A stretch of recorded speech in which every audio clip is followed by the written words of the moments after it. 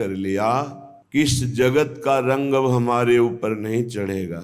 अब रंगीली छबीली ये जुगल जोरी प्रिया प्रीतम का ही रंग चढ़ेगा। हम पर कृपा हो गई, श्रीधाम वृंदावन का आश्रयवास, रसिकों का संग, प्रिया प्रीतम की उपासना।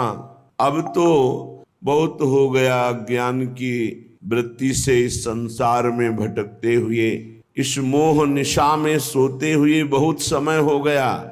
नाना प्रकार की भोग कल्पनाएं करके नाना प्रकार के जन्मों को नष्ट कर दिया।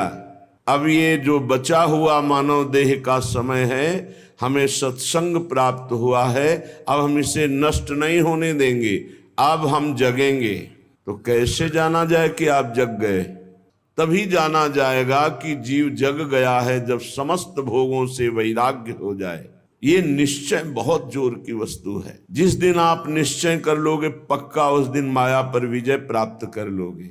आपका आंतरिक निश्चय रहता है संसार सत्य है, भोगों में सुख है, रिश्ते नातों में बड़ी मृदुता है, यही भगवत प्राप्ति का निश्चय नहीं होने देती। अब प्यारी जू, आपके चरणारविंद के सिवा हम अन्य आश्रय किसी का नहीं ले सकते। और नाम जप करना, लीला गुण गायन करना, सेवा में रहना, हर कर्तव्य कर्म को भगवान को समर्पित करना, जब हम इस विधान से चलेंगे तो हमारे हृदय में प्रेमाग्नि का प्रादुर्भाव होगा, जो काम क्रोध लोभ मोह मद मत्सर इनको भस्म कर देगा। अब तो मुस्कुरा दो लाडली जू, सर्व आश्रय छोड़कर आपके चरणों का आश्रय लिया बस एक बात के लिए कि आपके प्रेम में पग जाऊं और आपको देखूं कि आप मुस्कुरा रहे हैं, हमसे प्रसन्न है। बस इष्ट प्रसन्न हो गया तो बकाया क्या रह गया। श्रीपाद प्रबोधानंद जी महाराज कह रहे हैं, भूख प्यास से भले शरीर छूट जाए पर ऐसे गृहस्थों का अन्न स्वीकार नहीं करूंगा जो प्रभु की शरण में नहीं, जो प्रभु का भजन नहीं करते हैं, जो प्रभु का नाम जप नहीं करते। हमारा ऐसे गृहस्थों से कभी मिलन नहीं होगा, चाहे हमारा भूख प्यास से शरीर क्यों न छूट जाए। ऐसी निष्ठा साधकों को रखनी चाहिए। बड़ा मांगलिक अवसर मिला है भगवत प्राप्ति का। माया विविध रूपों में आकर आपको ठगना चाहेगी, बहुत सावधानी की जरूरत। हो सकता है पूरा जीवन सावधान रहे हो, आखिरी आपका बिगड़ जाए। बहुत सावधानी। जिन सुमति जी की कल चर्चा हो वो ये नरकों की कर रहे थे अपने पिता से, वही सुमति जी ब्रह्म ज्ञान के लिए पूर्ण उद्योग कर रहे थे, पूर्ण प्रयास कर रहे थे। स्थिति बहुत अच्छी बनती जा रही थी। बस बाह्य प्रपंच में इसको सत्यत्व मानने का भ्रम हो गया तो अगला जन्म हो गया। एक सेकंड के भी कर्म का आपको हिसाब मिलेगा। यहां जो आप कर्म कर रहे हैं वो आपको भोगने पड़ेंगे, अच्छे या बुरे। बिना भोग के ये नष्ट नहीं होते। एकमात्र उपाय है, जैसे आपको यहाँ के वकील है चित्रगुप्त, पूरी सीन सहित आपकी चेष्टाओं को अंकित किया जाता है, वो आपके मन में है, आगे प्रसंग आएगा। और जज हैं यमराज धर्मराज जी, और दंड अधिकारी हैं यमदूत, और दंड विधान जहां होता है उसे कहते हैं नरक। राष्ट्रपति हैं भगवान श्री हरि।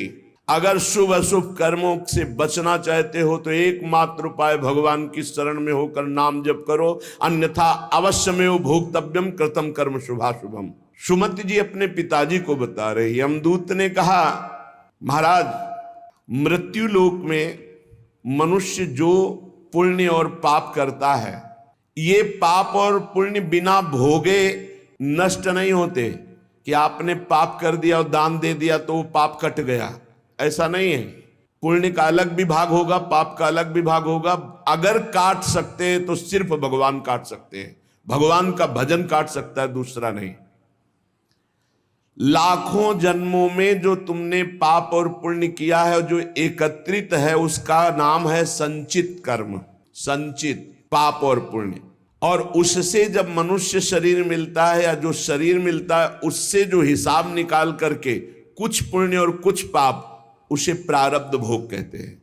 फिर यहां कर जो नवीन कर्म किया जाता है उसे क्रियमाण कहते हैं। मनुष्यों के लिए जो उनका जमा हुआ पाप और पुण्य है वो अंकुरित होकर बढ़ता रहता है, ब्याज दर ब्याज। बहुत दुर्गति होती है, इसीलिए बहुत जन्म हम भोगे तो भी अपने संचित कर्म को नहीं भोग सकते।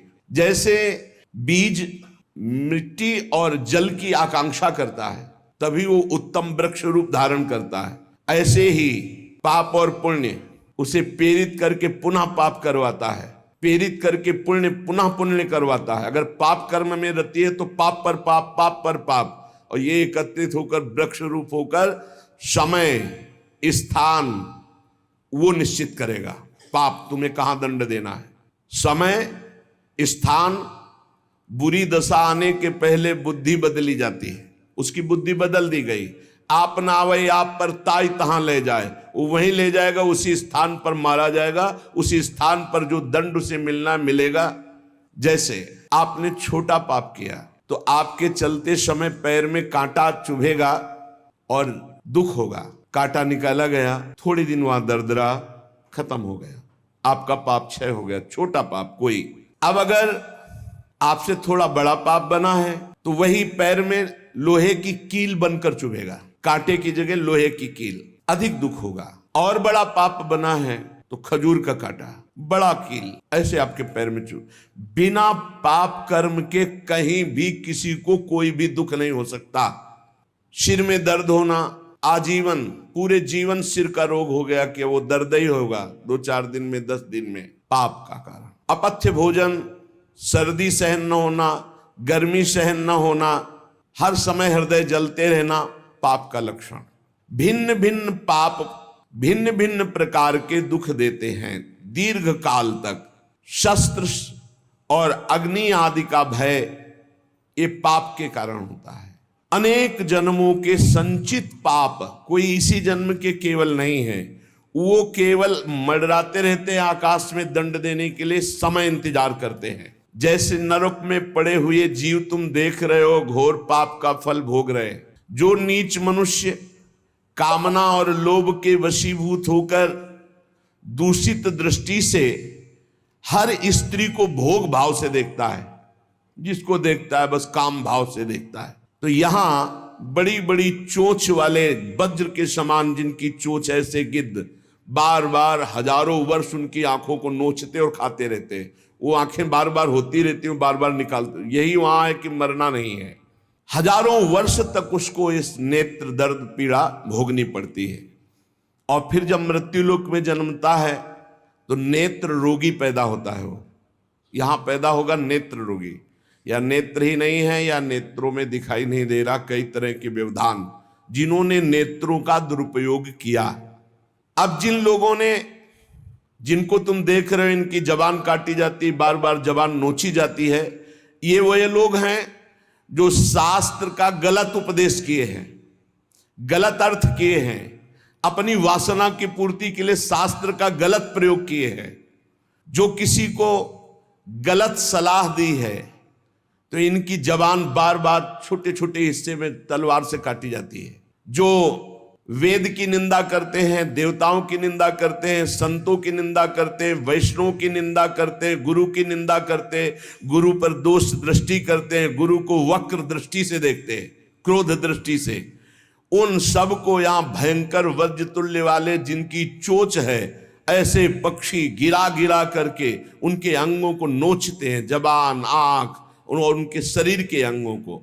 जो नराधम बिना दोष के दो मित्रों में फूट डाल देते हैं, एक दूसरे की चुगली करके पिता पुत्र स्वजन में भेद पैदा कर देते हैं। जो पुरोहित जजमान से नियत संख्या ले ली धन और अनुष्ठान पूरा नहीं किया, या जो अपनी माता और पिता का अपमान किया, जो अपनी शरणागत अपने अर्धांग विराजमान पाणी ग्रहण की हुई पत्नी का विविध प्रकार से अपमान और शोषण किया, वो यहां आरे से चीरे जाते हैं हजारों वर्ष तक। जो दूसरों को कष्ट देने का स्वभाव बना लिया है, बातचीत चेष्टा से कष्ट ही देना है, जो दूसरों की प्रसन्नता में जलते हैं, जो दूसरों की घरों में सोए हुए घरों में आग लगा देते हैं या फसलों में आग लगा देते हैं और उनको प्राणांतक कष्ट देते हैं, उन अधम पापियों को यहां जलती हुई आग में जलाया जाता है। तुम देख लो, तपती हुई बालू डालकर उनको भूना जाता है और यहां आग में उन्हें जलाया जाता है। जो एक जगह निमंत्रण मिला फिर दूसरी जगह निमंत्रण मिला, तो तो पहले निमंत्रण वाले को छोड़ करके दूसरे के यहां निमंत्रण पाकर फिर पहले वाले के यहां निमंत्रण पाने गया, ऐसा नहीं है। ये नर्क का कारण बन जाएगा। एक जगह निमंत्रण है, वहां गए, अगर हम भूखे हैं तो भूखे, नहीं मिला तो नहीं मिला, अब दूसरे दिन देखा जाएगा। 2 3 4 निमंत्रण, ऐसा नहीं। जो ब्रह्मर्षि किसी देव कार्य के लिए, पितृ कार्य के लिए यजमान के द्वारा निमंत्रित किया गया और वो दूसरी जगह भोजन कर लिया, दूसरे निमंत्रण को स्वीकार करके फिर उसके यहां भोजन करने गया, तो उसको यहां नरक में 2 टुकड़े करने वाला दंड मिलता, बार बार उसके 2 टुकड़े।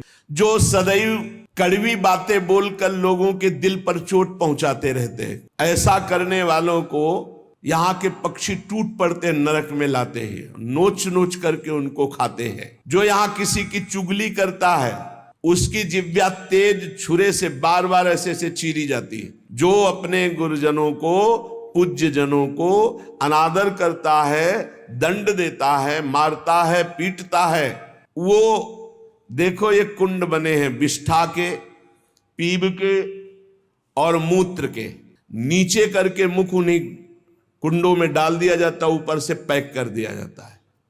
तो जो रसोई बनाए तो उसे भाग लगाना चाहिए, देवता का भाग, अतिथि का भाग, कौवे का भाग, गाय का भाग, और अपने जो पूर्व के बुजुर्ग जन हैं पहले उनकी सेवा। अच्छा, जो भी रसोई बने भगवान का भोग लगाया,